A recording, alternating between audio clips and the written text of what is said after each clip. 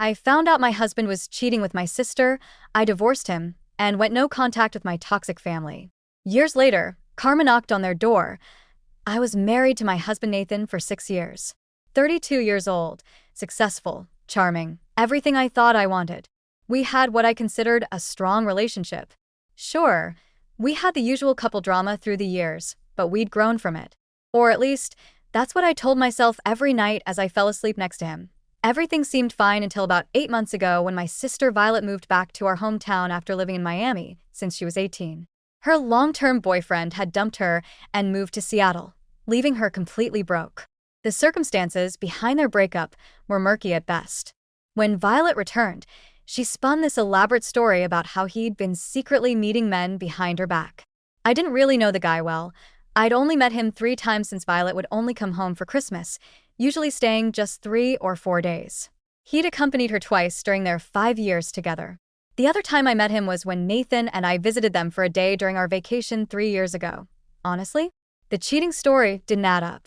He just didn't strike me as someone living a double life, and the fact that he'd leave Violet with absolutely nothing seemed harsh even for a bad breakup. I tried reaching out to him once to get his side of things, but I found myself blocked on everything. So I let it go. Violet moved back in with my parents, Helen and Robert. For the first month she was back, she struggled to find work. I felt sorry for her despite everything, so I suggested that maybe Nathan could help her out. He was a senior manager at his tech company, and I figured he'd have some pull.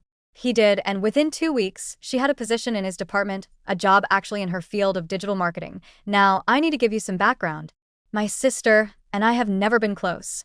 She's always been the golden child, at least to our mom. Our dad? He's completely spineless when it comes to mom, so he just goes along with whatever she wants. It's not super obvious favoritism, just a million little things that add up over the years. For example, we both got cars when we turned 16. I got an 8-year-old Honda Civic with a dent in the passenger door and a mysterious stain on the back seat. Violet? She got a 2-year-old Toyota Camry, pearl white, still under warranty. Her dance practices, outfits, and competitions cost thousands of dollars over the years. Some of those competitions were 6 or 7 hours away, and my parents never batted an eye at the cost or the travel. Meanwhile, when I asked for $50 for a volleyball camp at the local community college, literally in our town, they'd give it to me, but you'd have thought I was asking them to build me my own sports complex. The guilt trip was unreal. What pissed me off the most happened when I was 17 that I was out with my boyfriend one night, lost track of time, and came home 15 minutes past curfew. 15 minutes. My parents grounded me and took my car away for an entire month. I had to get rides to school, to work, to everything. It was humiliating.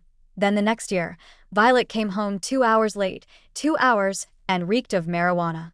She just got a stern talking to behind closed doors. That was it. No punishment, no consequences, nothing that I wasn't exactly sad when she left for college in Florida and decided to stay there after graduating. Good riddance, honestly. But now she was back, and despite all that history, she began spending more and more time at our house. At first, I thought maybe it was nice, like maybe she was finally making an effort to be closer to me, to actually be sisters.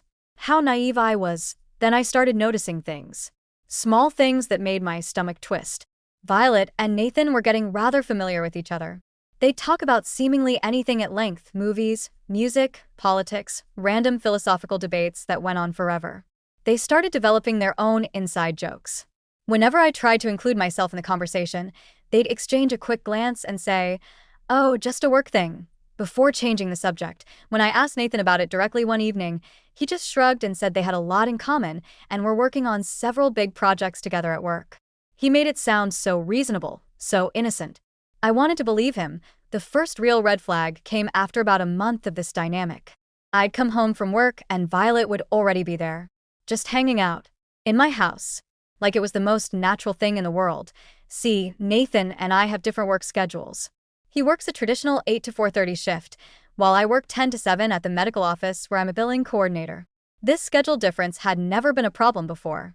But now, it meant Nathan and Violet had hours alone together before I got home. When I asked about it, trying to keep my voice casual, not accusatory, I always got the same answer. We had some work stuff to finish up. Every single time. Work stuff. That magic phrase that was supposed to explain everything and shut down any questions. 2 months ago, I noticed something that had me questioning my own sanity. I make the bed every single day before I leave for work. It's part of my routine, almost meditative. And I always make it so the open side of the pillowcase faces toward the edge of the bed. It's just how I do it. Violet was over that particular day. When I got home, she ate dinner with us, chatted about some client presentation at work, then went back to my parents' house around 8:30. Everything seemed normal, but as Nathan and I got into bed that night, I noticed something off. Two of the pillows had their cases turned inward, toward the middle of the bed. Not toward the edges like I always arranged them. My heart started pounding. "Hey, were you in bed today?" I asked Nathan, trying to sound casual. He looked startled, almost shook for a second, but recovered quickly. "No. Why would you ask that? The bed's not the same as I made it this morning." "You must be mistaken, babe. Nobody's been in the bed." He kissed my forehead and rolled over. I laid there staring at the ceiling for hours, my mind racing. Was I going crazy? Was I seeing things that weren't there? I started second-guessing myself, which is exactly what a gaslighter wants. The next day, I did something I'd never done before. I looked through his phone while he was in the shower. Nothing. Then his laptop, while he was mowing the lawn. Still nothing. No incriminating texts, no suspicious emails, no evidence whatsoever. But then it hit me. They worked together 8 hours a day, 5 days a week. Then they hung out after work several times a week. Why would they need to text? They could plan everything in person, have entire conversations face-to-face. They could be having a full-blown affair, and there'd be zero digital footprint. I felt like I was losing my mind. Part of me wanted to confront them both, but another part of me was terrified of looking like a paranoid, jealous wife. What if I was wrong? What if I accused them and ruined relationships over nothing? 2 weeks ago, my parents invited us over for Sunday dinner. My mom had made pot roast, Violet's favorite, naturally, and we all sat around their dining room table, making small talk. It was going fine, painfully normal, until I saw something that made my blood run cold. Nathan was simply walking by Violet's chair, heading toward the kitchen to grab another beer. Violet lightly grabbed his arm to stop him. He turned to her, and she whispered something I couldn't hear. Then they touched foreheads together. Just for a second, barely a moment, but it was so intimate, so familiar. Nathan jolted upright like he'd been shocked, realized what he'd done, and kept walking toward the kitchen. Violet turned to look directly at me. She smiled.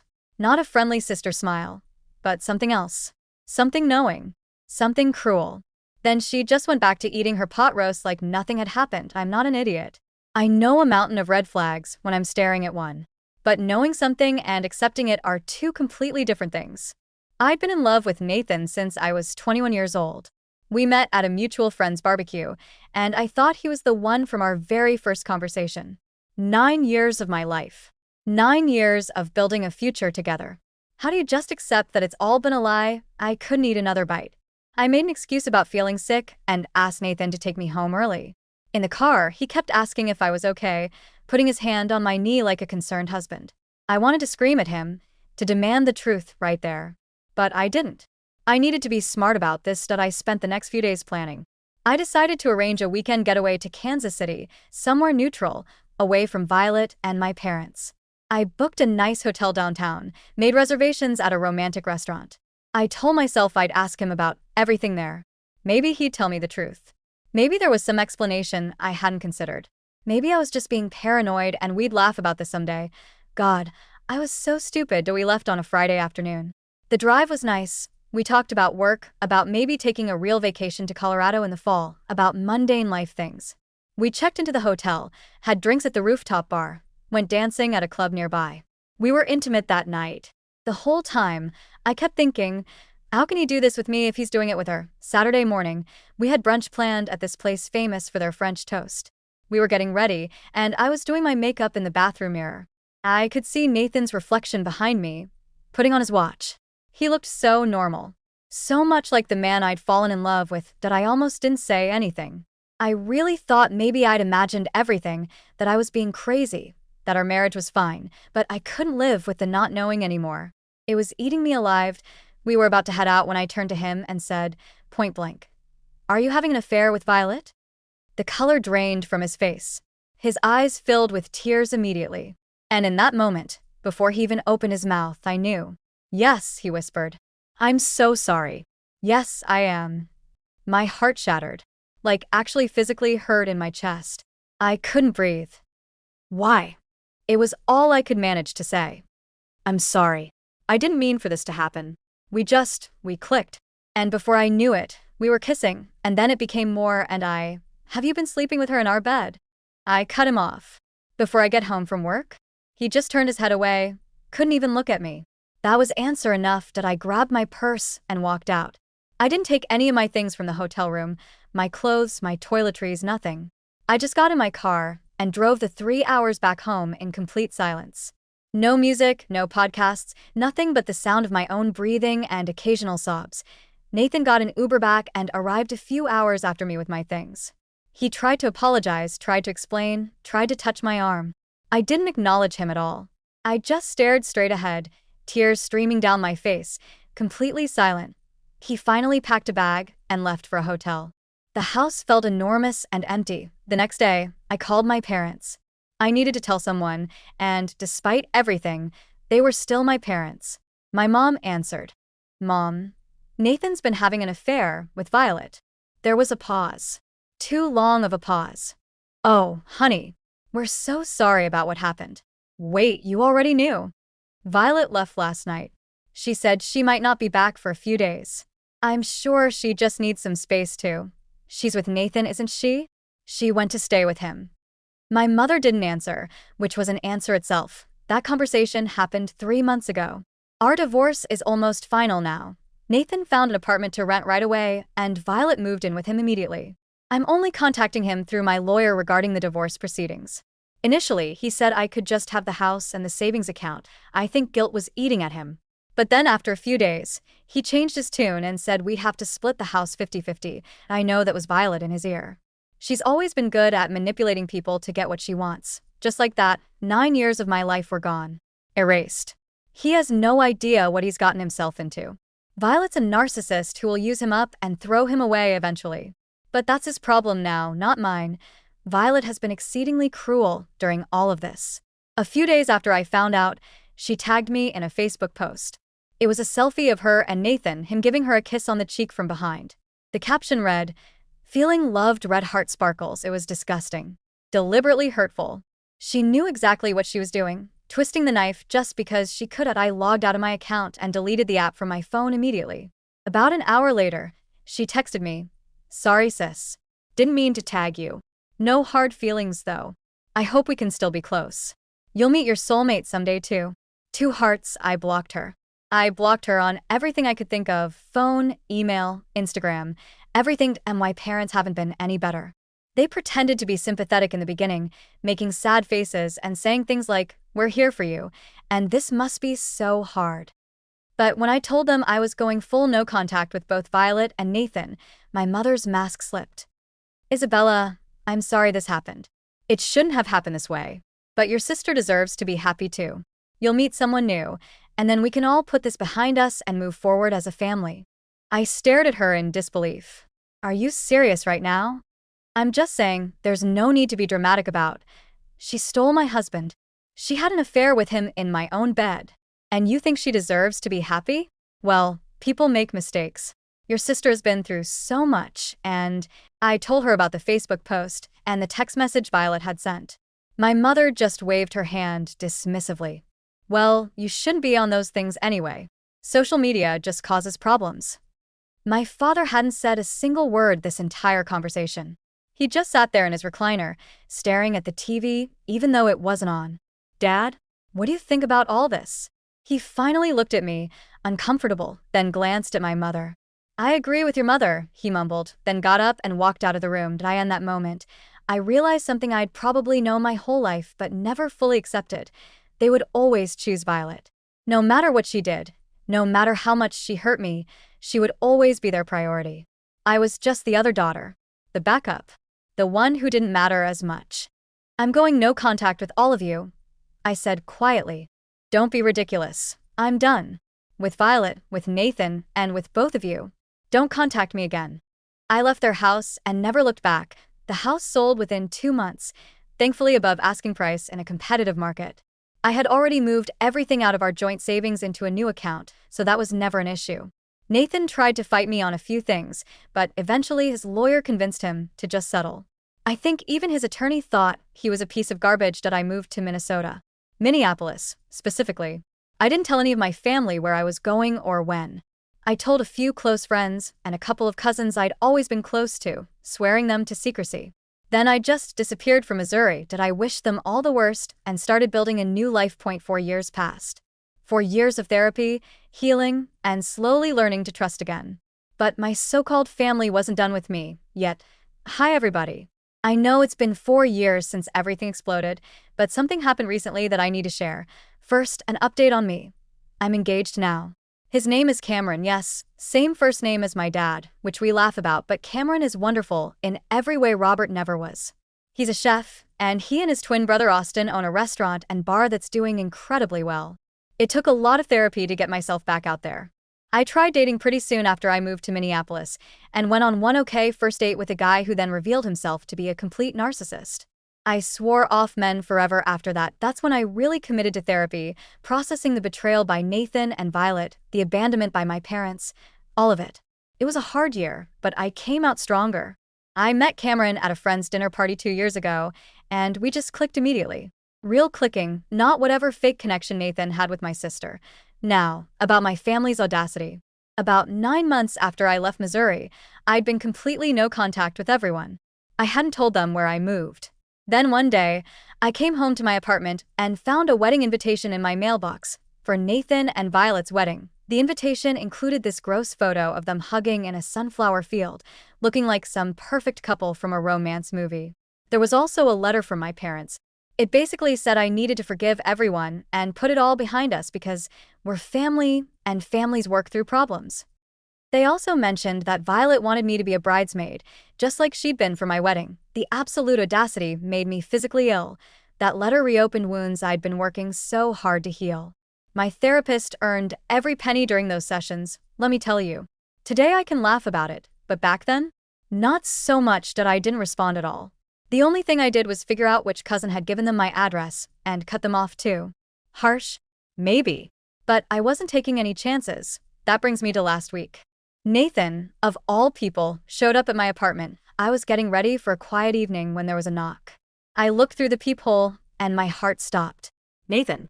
Standing there looking good. Too good. Like he'd put real effort into his appearance before coming. Hair freshly cut, nice shirt, clean shaven, and I opened the door but kept the chain lock on.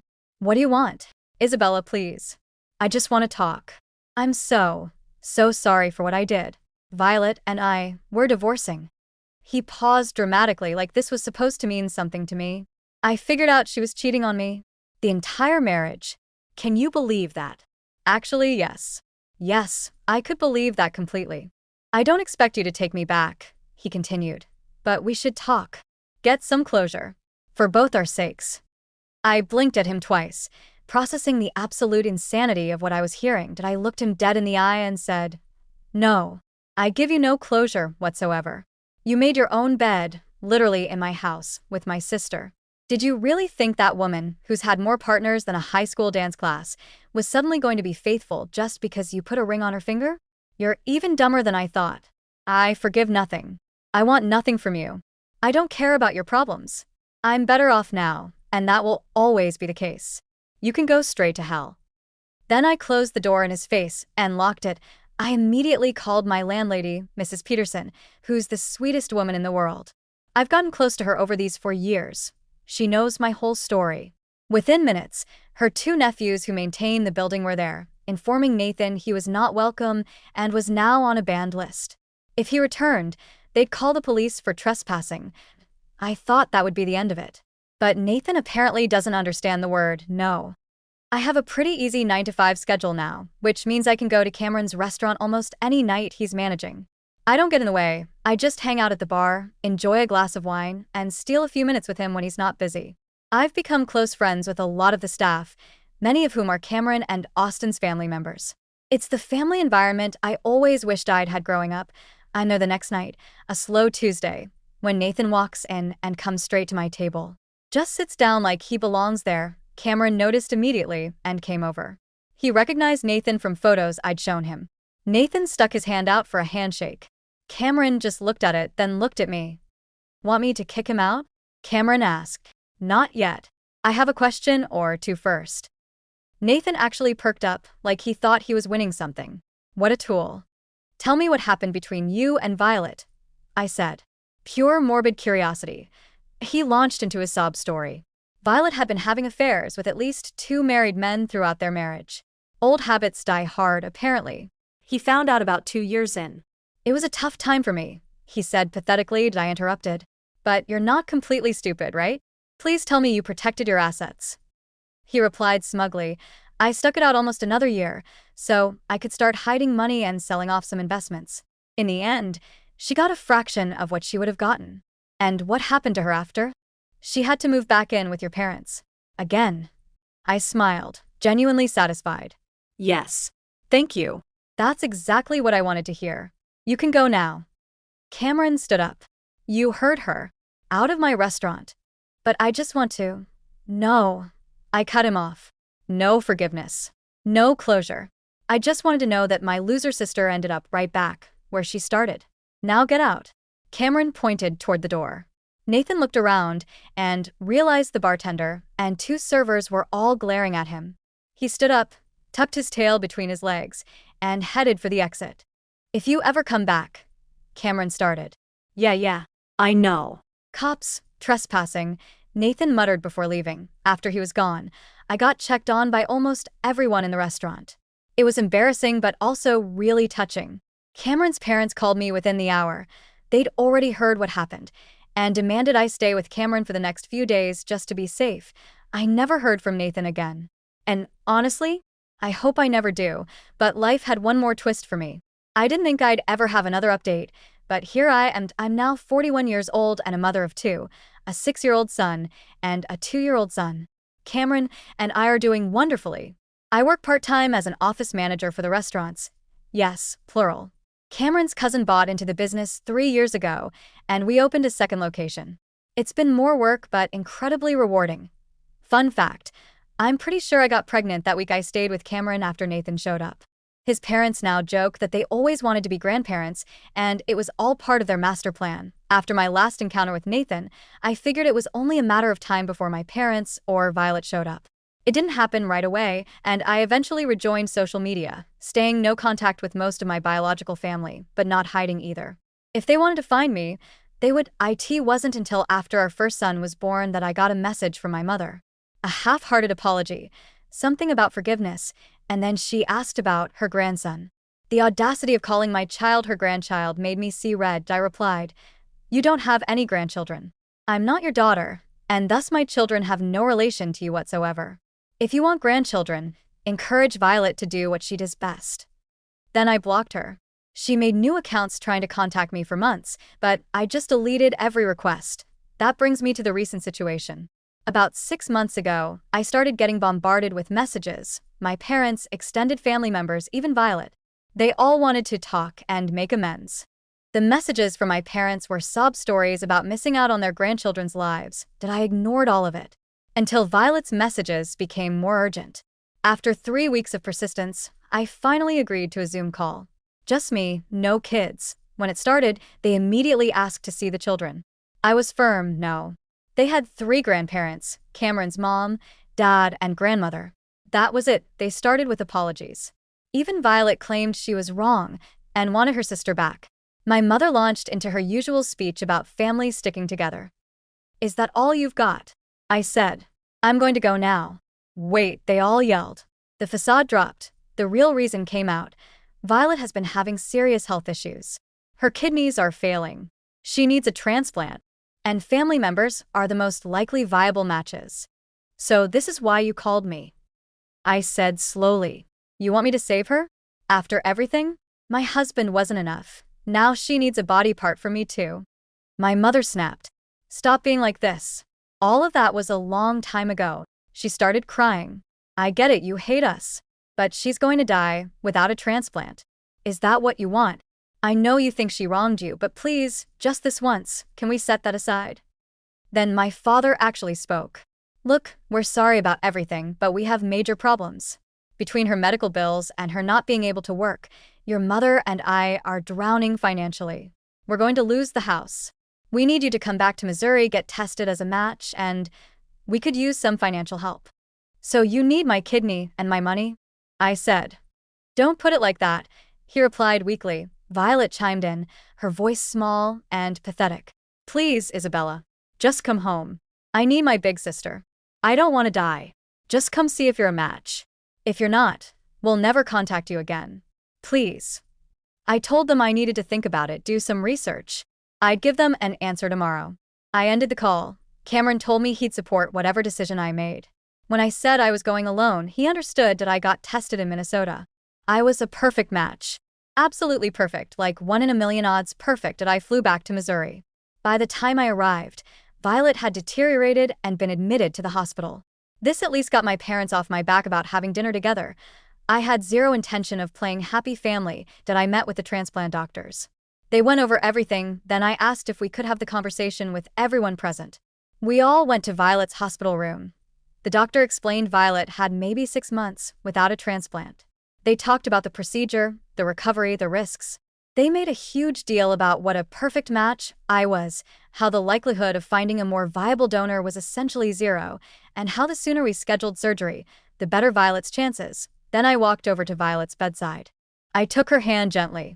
I looked into her eyes, the same big brown eyes that used to beg our parents for more attention, more money, more everything. Did you hear that? I said softly. I'm a perfect match. Essentially, I'm the only person who can save you. She nodded, tears starting to form, hopeful. And I'm not going to do it. Her face crumpled. You are the most vile, narcissistic piece of trash I have ever known. I only came here so you would know that the one person who could keep you alive is the one person you wronged the most. You're paying for that with your life now. You're going to die, Violet. You should make peace with that. She burst into tears. My parents started yelling. The doctor and nurse stood there in complete shock that I looked at my parents. Don't even talk to me. Don't you dare ever ask me for anything again. The only money I'll ever spend on you is for your funerals, under the stipulation that you're cremated and the ashes given to me.